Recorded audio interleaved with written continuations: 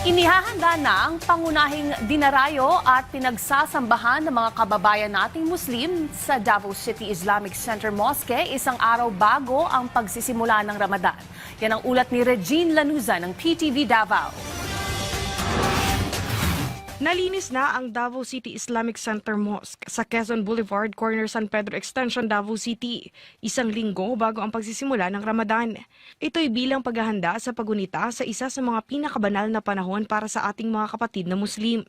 Ayon sa administrator ng mosque na si Nur Umpar, isa ito sa mga pangunahing dinadayo at pinagsasambahan sa downtown area. Kaya't kinakailangang maihanda ang pasilidad bago pa man magsimula ang Ramadan. Para sa mga kapatid na Muslim, ang Ramadan ay isang banal na buwan ng pag-aayuno, panalangin at pagninilay-nilay sa unang paghahayag ng Quran kay Propeta Muhammad.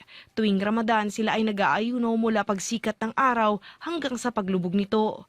Dahil dito, maghahanda rin ang nasabing mosque ng kaunting salo-salo o pagkain para sa mga deboto pagkatapos ng kanilang pagsamba. Limpyo mi sa mosque, sa palibot, o katong mga pangailanon para kanang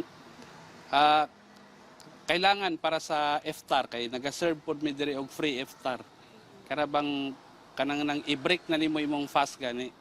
Nito ngang Martes, 17 ng Pebrero, pasado alas 7 ng gabi, nagtipon ang pamilyang Sultan Bato sa Hilltop, Davao City para saksihan ang moon sighting, isang relihiyosong paniniwala at gawain ng mga Muslim sa buong mundo upang matukoy ang pagsisimula ng Ramadan.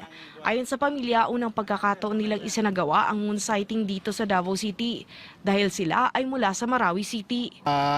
Malaking kwan po siya, halaga po siya since Ramadan is one of the 5 pillars of Islam. So napaka-importante po na sinasagawa natin itong mga moon sighting. Saka ito ay may reward din yung mga ganitong sinasagawa. Sa parehong araw ay nagsagawa rin ng moon sighting activity ang Davao City Police Office o DCPO sa pangunguna ni Police Colonel Manan Moarip, City Director na isa ring Muslim. Kasama niya ang Grand Mufti ng Region 11 at ang iba pang Muslim religious leaders sa aktibidad na ginanap sa Barangay Langob, Davao City. Matapos ang moon sighting, isinagawa rin ang Maghrib o sunset prayer sa isang mosque sa Ecolan, Davao City bilang bahagi ng pagkakaisa at espiritual na paghahanda ng Muslim Ummah. Ayon kay Gabriel, mahalaga ang moon sighting at ang pagsisimula ng Ramadan para sa mga Muslim sapagkat ito ay obligasyon ng pananampalataya na nagpapalakas ng disiplina, pagsisisi at mas malalim na ugnayan kay Allah.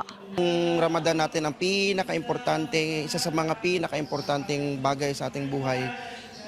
Maswerte tayo pag nadaanan pa natin ang Ramadan dahil ito yung mga opportunities na cleansing yung spiritual faith natin kay Allah Subhanahu wa Ta'ala.